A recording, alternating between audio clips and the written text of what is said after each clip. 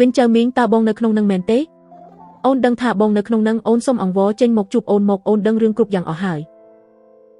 វិញចៅមីងចេញមកក្រៅភ្លាមអញសំមុំនៅក្នុងនឹងចង់មានន័យថាម៉េចវិញចៅមីងសម្បត្តិផ្ដាច់ពាក្យមួយច្បាប់នោះគឺគូសៀវធានជាអ្នកខ្លែងបន្លំទេអូនសុំទោស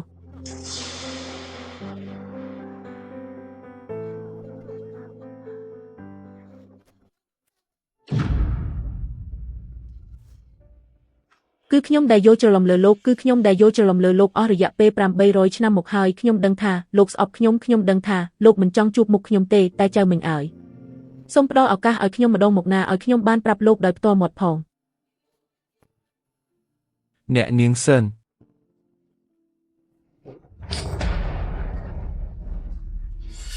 បងចៅមិញ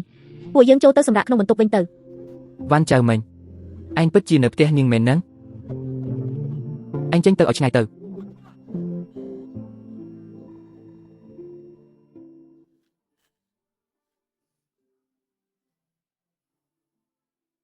តាមពិតទៅភីជឿនិងគូសៀវធាននៅជាមួយគ្នាទេតើសំបីតែជួបមុខខ្ញុំបន្តិចក៏គេមិនព្រមដែរអ្នកនាងឈិនទៅថ្ងៃមុខពួកយើងរស់នៅរៀងខ្លួនទៅសូមអ្នកនាងកុំមកតាមរកខ្ញុំទៀតអីភីចៅមីងឯងចេញមកក្រៅភ្លាមមកចេញទៅនៅក្នុងបញ្ជីត្រកូលគ្រួសារគេឈ្មោះត្រូវបានលុបចោលហើយតើឯងនៅជាមនុស្សទៀតឬអត់ចេញពីទីនេះឲ្យឆាប់ទៅ